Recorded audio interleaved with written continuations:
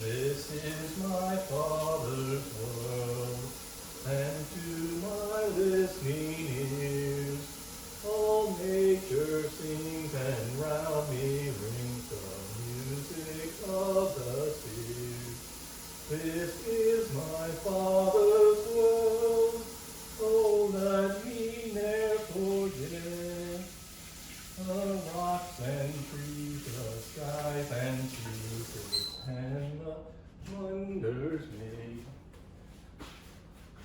Hello everybody, we're back again.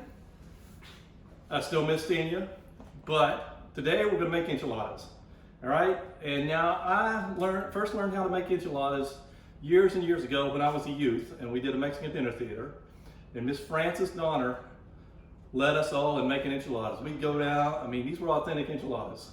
Maybe not quite what I'm making today, but close. So we'd go down to the tortilla factory, pick up tortillas and all. Now I go to HEB. So we're gonna start by getting our hamburger going. We're gonna saute some onions in with our hamburger meat, all right? And so we're gonna get that on the stove and let that cook, all right? And then once that's cooked, we'll add some taco seasoning. Just follow the directions on the taco packet. And then the other ingredients that we're going to need are going to be some cheese, obviously, some enchilada sauce. I'm sure Mrs. Donner didn't make enchilada sauce out of a can, but I don't have a recipe for that, so this is what I use. I use the old El Paso red enchilada sauce. It's just trial and error, whichever you like. And then some corn tortillas and some oil. Now, she taught us you get your electric skillet going and with some oil in it, heat that up, and then you dip your enchiladas in there and then you roll the enchiladas. Well, when I'm making 300, I needed a new hack to do that quicker because that's a slow process. It's okay if you're cooking for the family, but so what I will do is I'll take some tortillas and I'll dip them in oil, put them on a drain rack briefly, all right? And so I'll get these draining and then I'll stack them on a pan and I'll bake them in the oven.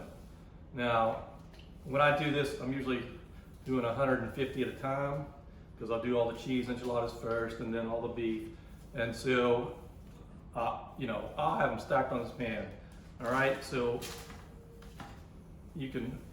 I'll just layer them on here, overlap mostly, and I might have 3 rows stacked up on top of here by the time I'm done. And then once that's all done, those will go in the oven.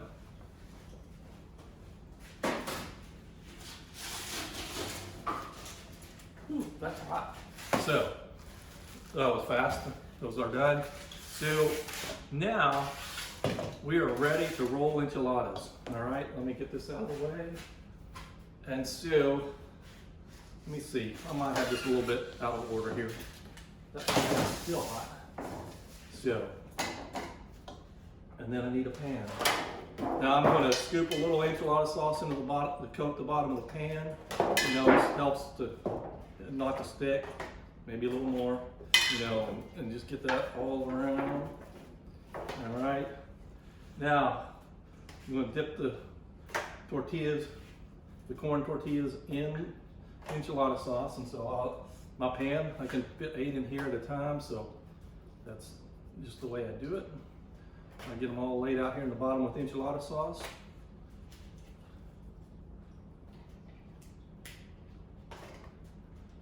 And now this first batch, I'm going to do some beef, and so put a little beef on each of them.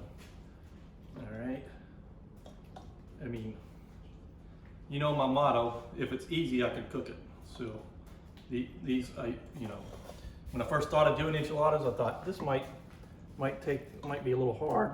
It's only time consuming. It's not hard. All right. And then I'm going to roll those, and I want to turn them to where if they unroll, they roll into the edge of the pan or the previous enchilada.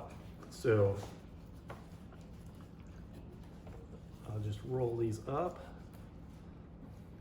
turn that one backwards. And it's a messy process, but you know, you got gloves on, so it'll work out. And so now the next batch, I'm just gonna do right on top of those because it'll be all right. They'll work in. Sometimes they tear. That's all right too because we're gonna eat them anyway, so they still taste the same even because, you know, corn tortillas are easily torn. So so then for cheese, you just do cheese in the middle of them instead of beef, all right? And I'm gonna do more cheese in this pan because I like cheese, and so that'll give me enough cheese when we cook this pan at home to eat tonight. And so, here we go.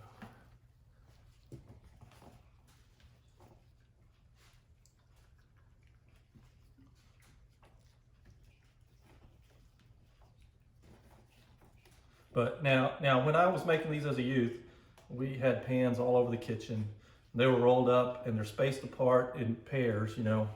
But if I space them apart, I have to use too many pans and I don't have enough oven space. Oops, you see what sometimes I get ahead of myself, forget to dip them, but that's all right. We can go back and correct that mistake. Now, when you're baking the tortillas, you know, I bake them for like 6 minutes, but that's because I got 150 on there. So they just got to get warmed up so that they will roll without tearing up too bad. If you bake them too long, they'll get dried out. These were almost a little crunchy on the edges because they stayed in the oven just a little too long because I didn't have that many on there. So then almost got this pan rolled up. Now,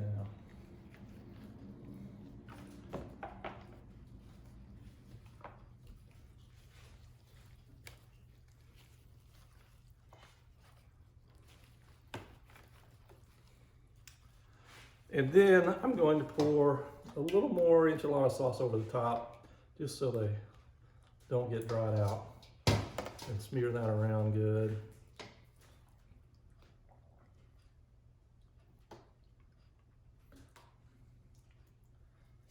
And then we'll sprinkle the top with cheese.